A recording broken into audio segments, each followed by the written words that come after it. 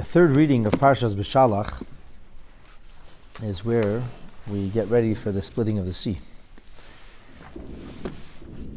We heard all about the kvetching and the complaining. Vayemer Hashem el Moshe. And so, at this point, Moshe began to pray to God at great length and very intensely. And God's response to Moshe is, Ma titzak elai. Why are you crying out to me? Daber el bnei Yisrael, speak to the children of Israel, vayiso, and let them journey forth. So Rashi says, from the notion that God responds to Moshe with Ma titzak elai, why are you crying to me? Lamadnu, we can learn Shahoya Moshe oimedu mispalel, that Moshe was in the midst of praying. Because if God says Ma titzak elai, then clearly he must have been in the midst of praying. And we know already from the Makkah, from the plague of Tzfardeya, that when Moshe Rabbeinu cries, that means it's a very intense prayer. It's not an ordinary prayer, that he really invests himself in prayer, because when it came to the Makkah, to the plague of Tzfardeya, Moshe Rabbeinu said to the Pharaoh, Hispoyer alai, try me out. When would you like it to stop? And Pharaoh said, like tomorrow. Moshe said, you got it, no problem. And then he said, I just made a promise. I hope I can keep that. So he really began to pray intensely. So from this we can understand that Moshe Rabbeinu must have been praying intensely, because God says, Ma titzak, why are you crying out to me? So we can see that he is oimedu mispalel. And it seems that Moshe Rabbeinu was really getting into some very intense praying. Amar la HaKadosh Baruch Hu, God says, the Holy One, blessed be He, responds, Lo yeisata laharach b'tfilah. This is not the time to pray intensely. This is a time sheYisrael nesunim b'tzara. The Jewish people are now between a rock and a hard spot. They're in a difficult set of circumstances. And so there's something to be done rather than prayers to be offered.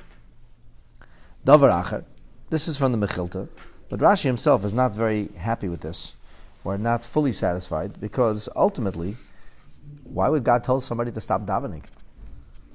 Don't we always want people to daven? You want people to pray? Moshe Rabbeinu is praying. So God could say, I heard your prayers. I'll respond to your prayers. What is your Ma titzak elai? What kind of verbiage is that? So therefore Rashi introduces another explanation, and he says, Davar acher. Ma titzak elai, that elai is almost as if it would say olai. So in other words, we're not going to go away from Ma titzak elai, don't cry out to me. We have to follow the don't cry out to me. That's what it says. But that can't be all it says. That doesn't satisfy us. There has to be something else, a subtext. So the subtext is the fact that elai with an aleph, which means to me, can also be read as olai with an ayin. And it's as if God is saying, Ma titzak olai. This one's on me. Don't worry. I got this. Olai hadavar toli. This is now in my hands. This is my responsibility. Le'olecha. This is not your problem.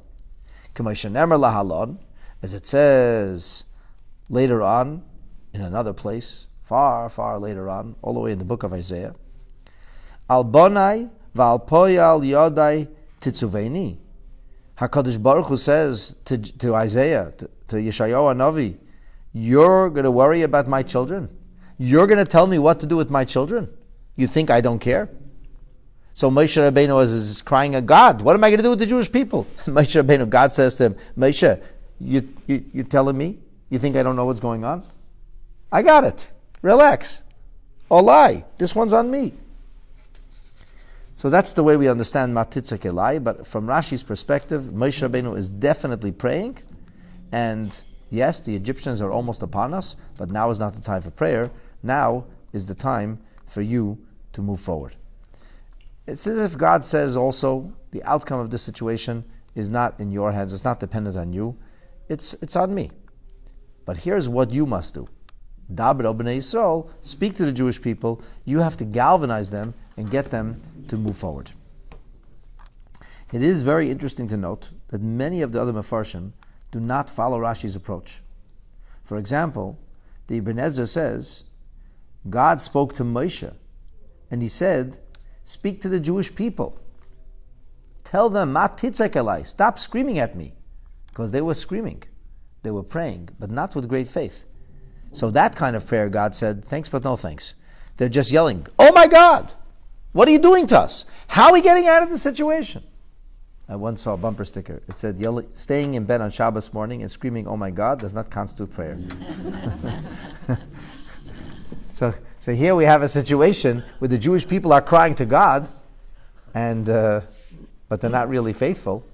There's, like Rashi said, they assumed, they role played that which our ancestors did, but come on, this is not they're doubting Hashem. They're almost screaming at God rather than praying to Him. I think the reason that Rashi rejects this approach is that we already learned yesterday that's only 1/4, only 25% of the people were praying, or at least only one camp. It could be it was less than 25%. We don't know if the camps are evenly divided. That could be the smallest camp. So why would God tell Moshe Rabbeinu to respond only to the praying group of Jews? Why not respond to the suicide group of Jews who wanted to throw themselves into the river, into the sea? Why not respond to the Jews who wanted to fight and say, "Stop wanting to fight. Stop. I'm going to fight. God's going to fight." And especially because we learned yesterday that God responded, according to the Mechilta, to each of the 4 groups. And He already responded to them. So why would this be a continued response? It would seem to me that's why Rashi rejects the approach of the Ibn Ezra entirely. Well, although that seems to be the approach of many of the Rishonim, Ramban says, HaKadosh Baruch Hu said to Moshe, "Why are you allowing the Jewish people to yell at me? Why don't you rein in your kids? Treat them the way you're supposed to. Explain to them how things are going to work. Let's take responsibility for the people. Don't tell me what to do. You instead take responsibility for the people." He has taken responsibility for them up to now. This is the moment of truth. It's never been this bad yet. He never had a nation out of control on his hands, and the raging sea and the Egyptian army, tall mountain passes. It's never been there before. My Zaydi used to ask him, "Zaydi, how are you feeling?" He says, "I don't know. I was never 89 before." "Moshe, how you doing?" "I don't know. I was never in this situation before. This is a new situation." Now Moshe is crying out to Hashem, but according to the Sefarno, he was not praying. He was kvetching. He was complaining about the Jewish people. He says, "They're not going to go into the sea. You take a look what's going on over here. I got 4 political parties that unfolded on me all of a sudden out of nowhere. The next thing I know, they're going to call for elections. The whole government's going to collapse." He says, "They're not going into the sea. You got to be kidding with me." And God says, don't scream about them like that. Don't tell me stories. They will follow. You just speak to them. You'll see. According to the Sefarno, he says, "Ma ata choshed b'chsherim." Why are you being suspicious of those who don't deserve to be? You should be suspicious of them. If I told you that they said they go forward, then you be sure they'll do that. They will follow instructions. They just need instructions, that's all. You didn't tell them what to do. You leave them alone to their own devices. They're going to yell, scream, kvetch, complain. Tell them what to do. Give them clear instructions. You'll see it'll all work out. Rabbeinu Bechaya has a very interesting kind of take on it. He says, very different than Rashi. Rashi says, "Olai, this is on me. I'll take care of this." According to Rabbeinu Bechaya, HaKadosh Baruch Hu told Moshe Rabbeinu, "Don't look at me. This is their job now. You need to get them to move forward. It's all in their hands. I will do what has to be done. Only after they do what they have to do." In other words, we have to make our move. And then Hashem follows. Hashem says, when they will go into the sea, I will split the sea. You know that despite all of this conversation, there was only one Jew who actually listened to Moshe. And his name was Nachshon ben Aminadav. And he had no good reason to listen to him other than he was a man of faith and a man of great devotion, a real chassid. And he went right into that sea. And it was a raging sea. And it wasn't splitting. The water wasn't going anywhere. And the story goes that Moshe Rabbeinu went in, Nachshon went in, up to his nostrils when he was literally about to drown. And this is the message. This is what Hashem was waiting for. Rabbeinu Bechaya says that's what God was waiting for. He's waiting for somebody. Even one Yid can bring about salvation for the whole nation. But you have to be ready to make that sacrifice. His Mesiras Nefesh saved all of us. So that's the Matitzik Elai. So again, you have various ways of understanding the point of Matitzik Elai. And instead, God tells Moshe Rabbeinu, now after you finish speaking to them, here's what you must do. Va'ata horem es matcha. I want you to raise your staff. But the funny thing is, he says horem, which literally means to lift up. But he says, Niteyes yodcha. He says to him, you should raise your arm al hayam over the sea. Uvkaehu. And it'll split. And split it. Moshe is being told, split the sea. Lift up your staff and raise your arm. And the Jewish people will go into the midst of the sea on dry land. But first they had to go into the midst of the sea. Now, this is very, very interesting. Very interesting verse. Because it says, Harem esmatcha. What does it say? You should raise your staff, it says. To raise your staff. But then it says, Neteyas yodcha. Lift up your staff, but raise your hand. Which one was it? Should Moshe raise the staff or the hand? It's very clear. It says Neteyas yodcha. So what was the business with Harem? What was the business with lift up your staff? So I got to tell you, it's interesting. Rashi doesn't say anything about this. It doesn't seem. He says lift up the staff, raise up your hand. He doesn't say. Dabra b'nei Yisrael, that Rashi explains. He says Ein lem elisa. They just got to keep moving forward. But there's a sea in front. Don't worry. Ein hayam oimid. The sea is not going to stand b'fneihem before them. Kedai zechus aveisehem v'hemuna shehe'aminu bi.